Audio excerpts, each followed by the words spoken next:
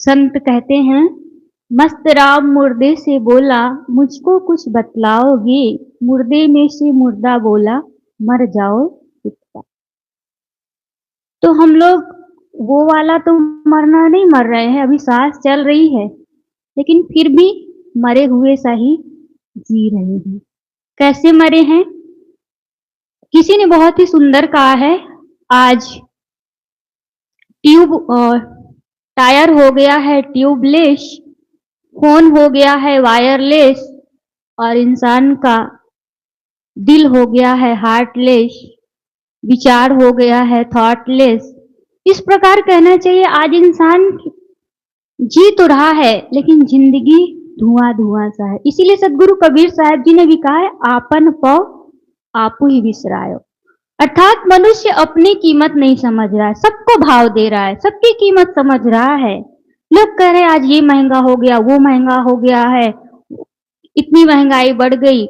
लेकिन आज परिवार में, समाज में एक-दूसरे के प्रति हम देखते हैं तो संबंधों में जो मधुरता दिखनी चाहिए, जो विश्वास दिखना चाहिए, जो आत्मीयता दिखनी चाहिए, वो नहीं दिखती। बातें बहुत बड़ी-बड़ी हम सुनते हैं, आज मोबाइल का ज़माना है, टेलीविज़न का ज़माना है, मीडिया का ज़माना है। ऐसा नहीं है कि हम अच्छी बातें नहीं जानते। कौन नहीं जानता है कि झूठ नहीं बोलना चाहिए? कौन नहीं जानता है कि धोखा नहीं देना चाहिए? कौन नहीं जानता है कि कटु नहीं बोलना चाहिए? कौन क्या नहीं जानता? हर व्यक्ति हर चीज़ जानता है और नहीं जान बस वही नहीं जानता कैसे करना चाहिए।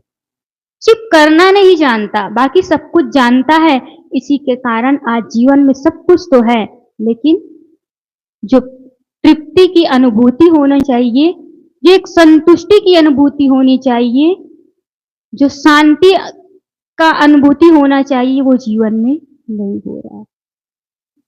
कोरोना वायरस आया, वो चला गया और कितने-कितने वायरस आए, चले गए, उसका तोड़ मिल गया। लेकिन संबंधों में जो वायरस है ना, संबंधों में जो वायरस घुसा है ना, एक-दूसरे की निंदा, चुगली, नीचा दिखाना, झूठ बोलना, कपटपूर्ण व्यवहार करना, ये सब क्या है? ये वायरस किसी वायरस से कम है? बड़े-बड़े समाज को तोड़ रहा है, बड़े-बड़े अच्छे से अच्छे घर को तोड़ रहा है, बिगाड़ रहा है। कैसे बिगड़ रहा है? तो बातें तो हम बहुत जान रहे हैं, ज्ञान की बातें बहुत सुन रहे हैं, मैं भी अच्छी-अच्छी बातें बोल रही हूँ। तो ये वायरस कौन खत्म करेगा? क्या मोदी जी उसके लिए कोई वैक्सीन लाने वाले हैं? इसके लिए वैक्सीन संत गुरुजन हमें देने का प्रयास कर रहे हैं। वो भी एक प्रयास कर रहे हैं, वो भी दे नहीं सकते हैं कि बस निकालो, बॉटल की तोड़ो और इंजेक्शन लगा दो, काम तमाम, ऐसा नहीं हो सकता। उसके लिए बहुत प्रयास करना पड़ेगा, उसके लिए आए दिन अपने मन को रगड़ना पड़ेगा, मांझना पड़ेगा, घिसना पड़ेगा, तब जाके शायद वो काम में आएगा जो हम जानते हैं। बाकी जानते-जानते ज़िंदगी बीत जाएगी, एक दिन मर जाएँगे, लेकिन जी भी नहीं पाएँगे। मरने के कगार पे तो हम पहुँच गए लेकिन जी भी नहीं पाए। तो मुझे लगता है इसीलिए किसी भजन गायक ने भी बहुत सुंदर गाया है कि भीड़ भीड़ आदमी की है, आदमी अकेला है। भीड़ आदमी की है, आदमी अकेला है। कौन किसका साथी है, कौन किसका साथी है, जाना जब अकेला है। भीड़ आदमी की है, आदमी अकेला है। हर आदमी अकेला है। कैसे? जब हमारे मन में या हमारे शरीर में भी, तन में भी कोई दुःख, पीड़ा, दर्द या बीमारी आ जाती है कहना चाहिए, तो हर व्यक्ति को अकेलापन का अनुभव होता है। कहने को तो हम एक समाज में हैं, एक परिवार में हैं, एक सभा में होते हैं, लेकिन मन में जो एक फीलिंग है ना, जो एक अनुभूति है, वो हमें अकेलेपन का अनुभव कराती है। अकेलेपन का अनुभव होना बहुत अच्छी बात है, लेकिन वो एक लेवल की बात है।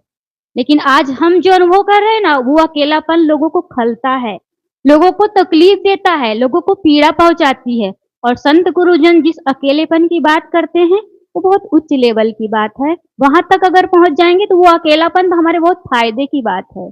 उसमें हमारा फ़ायदा है। लेकिन आज हम घाटा जिस अकेलेपन में रह के खा रहे हैं, तो उसके लिए मुझे लगता है हमारे जीवन जीने की जो शैली है, उसमें सुधार करना है। हमारे विचारने का जो ढंग है, उसमें सुधार करना है। बोलने का ढंग है, उसमें सुधार करना है। तो वो सुधार कैसे होगा? उसके लिए कुछ सहन करना पड़ेगा, कुछ त्याग करना पड़ेगा, मन को मारना पड़ेगा और दौड़ को छोड़ना पड़ेगा, तभी वो हो सकता है। वरना अगर दुनिया की दौड़ में हम भी कंधे से कंधा मिलाकर दौड़ना चाहेंगे, तो हाथ-पैर तोड़कर बैठ जाएँगे, कहीं पहुँच नहीं पाएँगे और यही हो रहा है।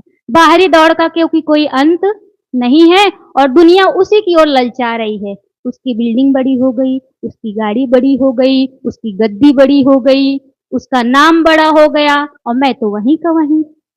फिर वहीं का वहीं सोच के फिर दौड़ने की कोशिश करते हैं। शक्ति तो है नहीं, तो पुर्जे तो ढीले पड़ जाते हैं। तो हमें वो काम नहीं करना है। अपनी कैपेसिटी को, अपनी शक्ति को, अपनी क्षमता को जानना है और उसके अनुसार कदम बढ़ाना है और कदम क्या बढ़ाना है, आंतरिक हमें संतोष हो। मैं तो कहती हूँ सबसे बड़ी उन्नति वही है। हम जहाँ जहाँ हैं वहीं रहें और अंत में यही है, संत क्या कहते हैं? दौड़ने के बाद अंत में वही करना है, सब कुछ को त्याग देना है। मरने के बाद क्या होगा? सब कुछ को पाया लेकिन सब कुछ को छोड़ना है ना। तो वही काम हमें हर दिन शायद करना है, ज़्यादा मैं नहीं जानती। शायद जी लोग बैठे हैं, मैं अपनी वाणी को यहीं पे विराम देती हूँ। बोलिए सद्गुरुदेव की। इतना में सब कुछ आ गया। प्रेम से बोलिए सदगुरु कबीर साहेब की जय। मजे की बात यह है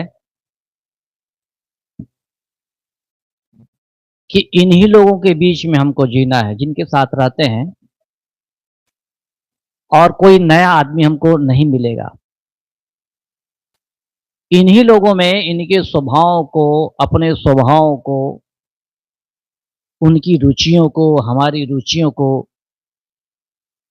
हमको देखना और समझना होगा और समझ करके इस ढंग से उनके साथ, हम उनके साथ, वे हमारे साथ कहना चाहिए, एक साथ हम रहें, शांति की स्थापना करते हुए उनके साथ हमको जीना होगा। दूसरी बात है, हमारे पास अपेक्षाएं बहुत होती हैं, इच्छाएं और अपेक्षाएं। हमको इच्छाएं नहीं बढ़ानी है और अपेक्षाएं हमारी कम होनी चाहिए। लेकिन इधर हम ध्यान नहीं देते हैं। हमेशा हमारे मन में किसी न किसी के लिए कुछ न कुछ बात चलती रहेगी। अब वो क्या है, जैसे चींटियां चलती है ना, काटने वाली चींटियां, वैसे ही हमारे मन में विचार चलते रहते, काटते रहते हैं। उसको विचार को हम काट नहीं पाते, वो विचार ही हमको काटते रहते हैं। और छोटी से छोटी बात रहती है, बातों में कोई दम नहीं होता है, लेकिन वो हमको परेशान कर देता है। क्यों? इसलिए कि हम उस पर ध्यान नहीं देते हैं। तो जीवन हमको प्रेम से जीना है, शांतिपूर्वक जीना है और अपने लोगों के साथ जिनके बीच में रहते हैं उनके बीच रह के प्रेम से जीना है, उनको समझते हुए। जब ऐसा होगा तो स्वाभाविक है, पहली बात तो है हम अपने ढांचा को ठीक करें। ढांचा ठीक करने का मतलब ये हमारा जो उद्देश्य है वो सामने होना चाहिए और उस उद्देश्य को ध्यान में रखते हुए लोगों के साथ हमको व्यवहार बरतने की आवश्यकता है। हम मन में तो लिए रहते हैं कि मेरा उद्देश्य क्या है, आत्म शांति है, उद्देश्य हमारा रहता है और उस उद्देश्य को हम भूल जाते हैं। फिर शुरू हो जाता है कि उसने ऐसा कह दिया, उसको ऐसा नहीं कहना चाहिए था, वो कौन होता है, वो उद्देश्य अपना भूल गया। उद्देश्य याद हो तो हमारे पास चाहे कितने भी प्रतिकूल स्थिति हो, प्रतिकूल व्यक्ति हो, उद्देश्य को हम पकड़े हुए हैं तो प्रतिकूल व्यक्ति प्रतिकूल नहीं है, हमारे लिए अनुकूल है। वो हमको सीखने का अवसर देता है। प्रतिकूल स्थिति में भी तुम अपनी शांति कैसे बनाए रख सकते हो, उसका उदाहरण है वो। किसी ने तुम्हें गाली दी, किसी ने हमें गाली दी, तो उस स्थिति में भी हम अपनी शांति बनाए रखें, यदि हमको ध्यान है तो वो गाली हमारा कुछ नहीं बिगाड़ेगी। लेकिन हम उसको भूल जाते हैं, इसलिए हमारा बहुत कुछ बिगाड़ देती है गाली। प्रतिक्रिया में पढ़ते हैं। कुल मिलाकर कहने का मतलब है, हमें अपना जीवन जीना है और बढ़िया जीना है, शांतिपूर्वक जीवन जीना है, तो उद्देश्य को सदैव याद रखना होगा और मिले हुए प्राणी पदार्थ परिस्थितियों के बीच में उद्देश्य के अनुकूल ही हमको जीवन जीना होगा। तब हम आगे बढ़ सकते हैं। तो बहुत कुछ हम अभी सुन रहे थे, बढ़िया-बढ़िया बात।